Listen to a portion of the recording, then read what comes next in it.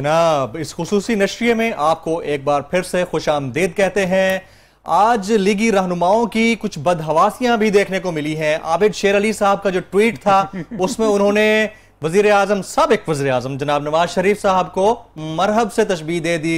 इसके अलावा बहुत सारे लीगी रहनुमाओं ने तो ये तक कह दिया कि हजारों कारकुन साबिक वजीर आजम के इस्तकबाल के लिए पहुंच रहे हैं, लेकिन रुकावटें बहुत है रास्ते में। रुकावटें किसने खड़ी की हैं, इस पर हम बात करते हैं औरिया साहब से। औरिया साहब, अपनी हुकूमत, अपने वजीर, अपनी काबीना, वफाक में भी, सूबे में भी रुकावटें, कैसी रुकावटें? नहीं, बेसिकली सिक्योरिटी का मसला था, लेकिन अपने बंदों को तो क्लियर किया जाता है ना। जी बिल्कुल, जाहिर बात है, एक काफिला जो कि एक नून लीग का काउंसलर जो है वो लेके निकलेगा, तो वो जो साथ दो वहां खड़े होंगे पुलिस वाले, जो सिक्योरिटी वाले, वो सारे उसको रास्ता देंगे। ये तो देखिए, मसला ये कि सुबह सवेरे जब नवाज शरीफ साहब का निकला है काफिला, तो ऐलान था कि डी चौक पे तकरीर करेंगे।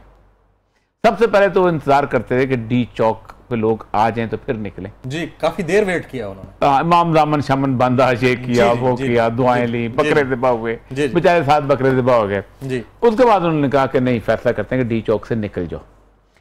अब देखिए, डी चौक से फैजाबाद तक तमाम एरियल व्यूज के हिसाब से गाड़ी जो है वो बड़े आराम से चलनी चाहिए थी।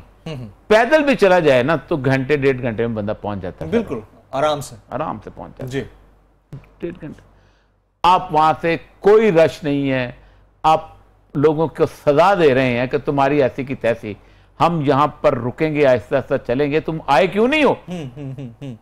अब वो पूरे मैं इन सारी बातों को छोड़ दो, ये तो सारे लीडर करते हैं। इमरान खान भी यहाँ रुका रहा था, ठीक है, जिस वक्त वो नहीं इस पे रुका रहा था, ये जो है क्या नाम है, पुल जो है इसका यादगार, मीनार पाकिस्तान मीनार वो पुल पर रुक गया था। तो वो बात है, इमरान खान ने दावा किया था 1 लाख मोटरसाइकिल निकलेंगे, और नहीं निकला।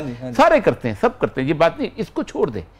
मेरा बुनियादी कहने का मकसद ये है कि यार आप किस बुनियाद, इमरान खान का चलो ठीक है, उसने धांधली के खिलाफ किया कि 4 उस पर धांधली हुई है, ठीक है।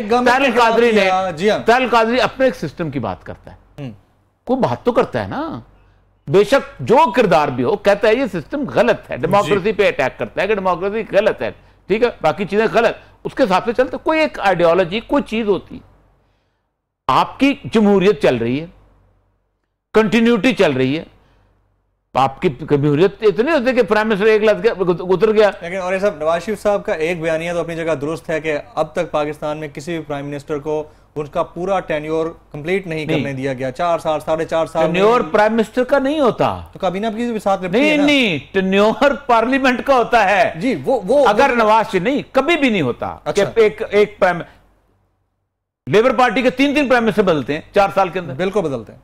क्यों बदलते हैं? वहां टेन्योर पूरा नहीं करने देता। और फिर किसने पूरा नहीं करने दिया इस दफा आपको? आप, इसका मतलब यह है, यूसुफ गिलानी का क्यों पूरा नहीं हुआ? मैंने कहा था पूरा नहीं हुआ, एस्टेब्लिशमेंट ने कहा था पूरा नहीं हुआ।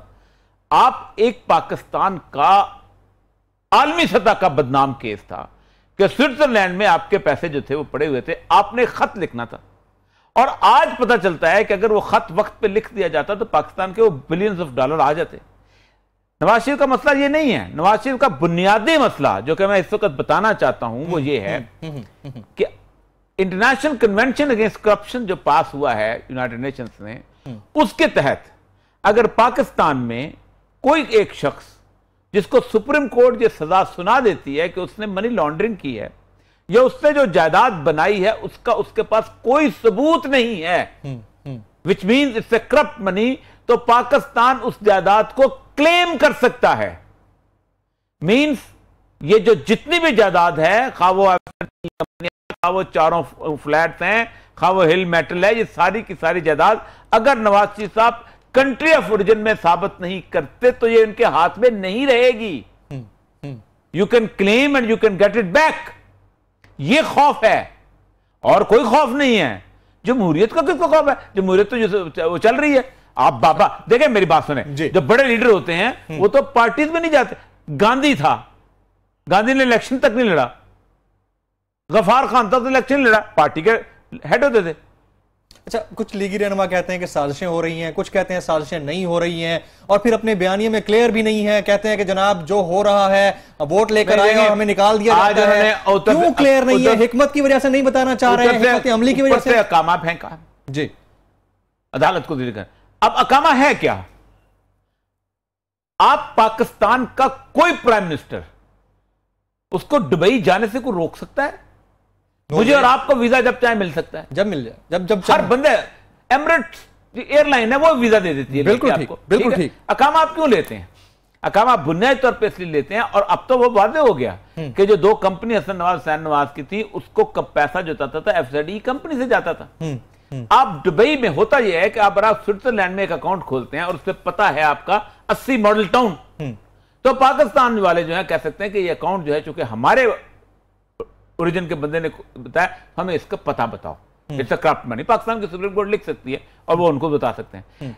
दुबई में इसलिए खोला जाता है, अकामा लिया जाता है कि दुबई का पता लिखा जाता है कि इसकी कंपनी दुबई की है, ये पाकिस्तान के साथ कोई ताल्लुक नहीं है। इस अकामा लेने का बुनियादी मकसद ये होता है, वरना क्या जरूरत, दुबई के अलावा कोई और जगह अकामा नहीं मिलता, आराम से मिल सकता है। वहां क्यों नहीं लेते? ये चाहें तो इनके लिए क्या मुश्किल है? कोई नहीं, मुश्किल वहां क्यों नहीं लेते? बिल्कुल सही बात।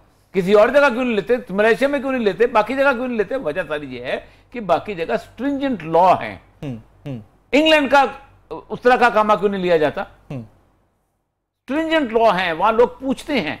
अब मसला यह है कि दुनिया, और ये सब आप ये कहना चाह रहे हैं कि रैली में इतना दम नहीं था? अगर दम नहीं है तो इमरान खान साहब संडे को क्यों जलसा करने जा रहे हैं? क्या इमरान खान साहब को ये महसूस होने लग गया है कि नवाज शरीफ साहब ने पब्लिक के हवाले से जो चाल चलनी थी मोहरों की, वो सही चली है? नहीं, देखो बेसिकली ये जलसे जो है ना, दो तरीके से वजह से हो रहे हैं। हाँ। या तो ये हो रहा है, नवाज शरीफ का तो दोहरा मकसद है ना जी। एक मकसद तो ये है कि आप अदलिया पे भी प्रेशर डालेंगे, दूसरा अपने रिवाइवल ऑफ द पॉलिटिक्स है, बहुत बंदे तो हो गए ना। 120 का इलेक्शन भी है। हाँ जी, 120 के इलेक्शन में उन्होंने कुलसूम नवाज को खड़ा किया और सिंपैथी वोट में वो जीत भी सकती हैं जी। उसकी वजह यह है कि पाकिस्तान जो है वो कहते हैं, मतलब बेनजीर कुछ भी करे जी, हाँ जी, हाँ जी। एक वोट तो फिर बीबी का है ना जी, शहीद का है ना। हाँ जी, भुट्टो की बेटी, भुट्टो की बेटी बीबी रानी, तो अब बिलावल का भी यही है। हाँ हाँ, पुत्र भी बीबी का पुत्र है जी। वो एक मशहूर वाकया है कि मुमताज मोहम्मद खान दौलताना चीफ मिनिस्टर होते थे पंजाब के जी। तो उनके वालिद जो थे यार मोहम्मद दौलखाना, अंग्रेजों के बड़े खास, वो जो कह रहा था नवाज शरीफ कुत्ते न लाने वाले सारे, तो वो अंग्रेजों ने खास उनको बनाया हुआ था। तो एक जगह मुमताज दौलताना तकरीर कर रहे थे, जलसे में एक बंदे ने पूछा ये कौन तकरीर कर रहा है? अच्छा। तो उसने कहा मुमताज है। हाँ। उसने कहा ये मुमताज कौन है? उसने कहा तुम्हें नहीं पता, वो यार मोहम्मद का पुत्र बेटा है। अच्छा। उसने कहा अच्छा, यारे दा पुत्र है तो जिंदाबाद। तो यहाँ यारे दे पुत्र हैं सारे। हाँ। अब देखे ना, सिंपैथी वोट यानी क्रेडिबिलिटी वोट नहीं है, और इस कौम के साथ यही होना चाहिए। जो कौम बाजार से 1 रुपए का पेन खरीदने जाए ना, तो 10 दफा उसको देखती है ये ठीक लिया कि नहीं लिया। वोट देते खरबूजा जी खरीदने जाए तो उसको जाके मुंह पे मारते, तुमने वो मीठा नहीं दिया। ठीक, जूता खरीदने जाए, कुछ खरीदने जाए, अपने लिए 10 दफा तोलती है जी। रिश्ता बेटी का देखने जाए तो 10 जगह जाके इंक्वायर करती है। बेटे का रिश्ता देखना है, 50 जगह जाके इंक्वायर करती है। लेकिन जहां उनकी तकदीर का फैसला होना होता है चाय के कप के पर वोट देके पीछे हट जाते हैं। तुम्हारे साथ यही होना चाहिए, तुम्हारे साथ यही लोग मुसल्लत होने चाहिए। अच्छा, ये पाकिस्तान के साथ मसला नहीं है, ये पूरी दुनिया के अंदर जो डेमोक्रेटिक सिस्टम है ना, अब लोग कहेंगे ये डेमोक्रेसी के खिलाफ बात करता है, पूरी दुनिया की जो जमहूरी निजाम है उसके अंदर ये खराबी ही बुनियादी तौर पे ये है कि ये 15 दिन का निजाम है। ये 15 दिन में एक कैफियत बनाई जाती है, ये किया जाता है, इलेक्शन मॉडलिटीज आती हैं, ये कर देंगे, वो कर देंगे, फलां कर देंगे, फरवर होता है, जलसे में गाने गाए जा, ये जो तकनीकें आई हैं अभी, ये जो गाने गाए जा रहे हैं, और ये अमेरिका में तो और टेक्निकें आ गई है ना सर। मुमताज कादरी के जनाजे के जो विजुअल्स है वो अपने लगा दो, वो लगा दो, उससे रिलेट कर दो सोशल मीडिया पे। 6.8 बिलियन डॉलर का बजट था ओबामा का जी। ठीक, ट्रंप का भी बराबर और बजट था। सरकोजी जब इलेक्शन लड़ा था कुछ 4 बिलियन यूरो उसका बजट था। तो ये किधर से आता है पैसा? ये जो लोग पैसा खर्च करते हैं वो इसलिए नहीं खर्च करते कि हमारा पप्पू जो है वो अपने लिए बात करेगा। वो पप्पू उनका है, वो उनकी डुगडुगी पे नाचता है और वो डुगडुगी पे नचवाते हैं बकायदा। तो ये डेमोक्रेटिक सिस्टम में, ये मैं आपको बताया ना कि बिल क्लिंटन जो था उसके बारे में ये कहा जाता था कि उसको हमने सर्वे किया तो 70% औरतों ने हम इसलिए वोट उसको दिया कि हमारे ख्वाबों में आता है। खूबसूरत आदमी है जी। कैनेडी के मुकाबले में जब निक्सन जब इलेक्शन लड़ रहा था तो हार गया था, तो कहता था कैनेडी इतना खूबसूरत आदमी था कि मैं उस इलेक्शन की डिबेट के अंदर दाखिल होते ही मैं एहसास कमतरी का शिकार हो जाता था। मतलब जहां अब जिस बंदे को ने पूरी की पूरी कोल्ड वॉर लड़ी है और जिसने ये अफगान वॉर जीत के दिया है, रोनाल्ड रेगन, उसके बारे में चाहते हैं इंतहाई गबी इंसान था, सवाल लतीफे सुनाने को, गंदे लतीफे सुनाने को उसको कुछ आता नहीं था। अच्छा, और ये है हमारा सिस्टम। और ये साहब अब मुझे थोड़ा सा मुझ लेमैन के लिए ये बता दें, चौधरी निसार साहब का कैरेक्टर क्या है, कोई किरदार मुझे समझ नहीं आ रहा उनका। छोड़ दें। नहीं सर, पता तो चलना चाहिए ना इस पूरी सिचुएशन में वो कहाँ हैं, किसके साथ हैं। देखें, नवाज शरीफ साहब के बारे में मसला यह है कि नवाज शरीफ हमेशा जो है अपने कुछ नौरतन मुंतखब करते हैं और उनकी सुनते हैं। नवाज शरीफ के नौरतन है 4 लोग इस वक्त। नंबर 1 इम्तियाज आलम साहब। अच्छा। नंबर 2 हजरत किबला मुजीबर रहमान शामी साहब। सर बाकी 2 हैं कोई? मैं बताता हूँ। नंबर 3 राणा जवाद साहब। तो फिर ठीक है। और नंबर 4 हफीजुल्लाह न्याजी साहब। अच्छा। इन चारों ने उनको कहा था चढ़ जा बेटा सूली पे, राम भली करेगा। उफ। ठीक। इन चारों ने कहा था जीटी रोड पे ब्रेक लगियां। इन्होंने उनको जीटी रोड पे चढ़ा दिया। हाँ। और ये समझते हैं इससे कोई पॉलिटिकल माइलेज बनेगा। ऐसा नहीं होता। पॉलिटिकल माइलेज जो है वो आपका खत्म हो जाएगा जिस दिन पहले दिन नैब के बाहर उसने कहा मोहम्मद नवाज शरीफ वल्द मियां मोहम्मद शरीफ हाजिर हो। चंद दिन की बात है, चंद दिन की बात है। जब वो हाजिर हो की सर पड़ेगी और जब उसने खोला वो फाइल और उसने कहा कि बताइए ये जो इसहाक डार ने ये लंबी लिस्ट दी है कि आपने इस अकाउंट में ये पैसा जमा कराए, इस अकाउंट में जमा कराए, इस अकाउंट, तो मैं और आप यहां बैठ के रात को वो डिस्कस करेंगे। ये 3 दिन है जो गुजर जाने हैं, ये 5 दिन भी गुजर जाए जीटी रोड के ऊपर, ये 8 दिन भी गुजार ले जीटी रोड के ऊपर। वो कहते हैं आखिर पुत बसंते हट्टी बहना, आखिर उसको जो नैब की कोर्ट है उसने आवाजा लगाना है, हर एक उल अम्र को सदा दो कि अपनी फर्द अमल संभाले, उठेगा जब जम्मे सर फरोशा, पड़ेंगे दारो रसन के लाले, जजा सजा सब यहीं पे होगी, यहीं से उठेगा रोज़े महशर, यहीं पे रोज़े हिसाब होगा। ये हिसाब अल्लाह तबारक तआला लेता होता है।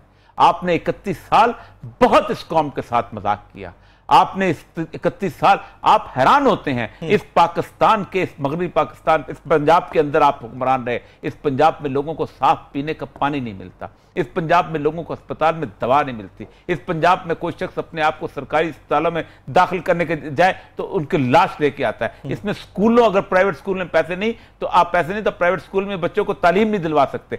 आपके इस पंजाब को 4 मेट्रो और 5 फूलों से आपने इस पंजाब के लोगों को बेवकूफ बनाया। आपने मरी रोड से शुरू हुए और आप ऑरेंज ट्रेन तक आए। ये हिसाब है। आपने ये पैसा इत्तफाक फाउंड्री की मिल से नहीं बनाया था, मेरा पैसा था, इस कौम के उस गरीब आदमी का पैसा था कि जो ऐसे ऐसे गिनता था और एक साबुन की टिकिया खरीदता था और उसमें से 2 रुपए में से एक आधा आना जो है वो 25 पैसे वो टैक्स देता था। वो गाड़ी में बैठता था और टिकट खरीदता था तो पेट्रोल का टैक्स देता। 35 रुपए तुम लीटर डीजल खरीद के 85 रुपए बेचते हो और बाकी सारा इस कौम के गरीब लोगों से बेचते। ये मकाफात अमल है।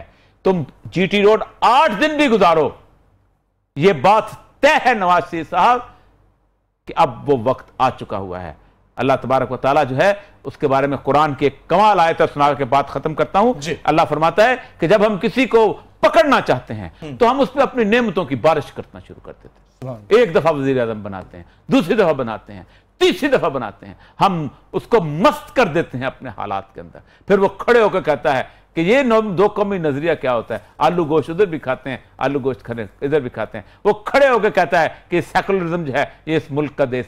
फिर अल्लाह तआला है कहता है जब वो मस्त हो जाता है तो हम उसको पकड़ लेते हैं। इन्ना बख्श रब्बी लशदीद, और तेरे रब की पकड़ बहुत सख्त है।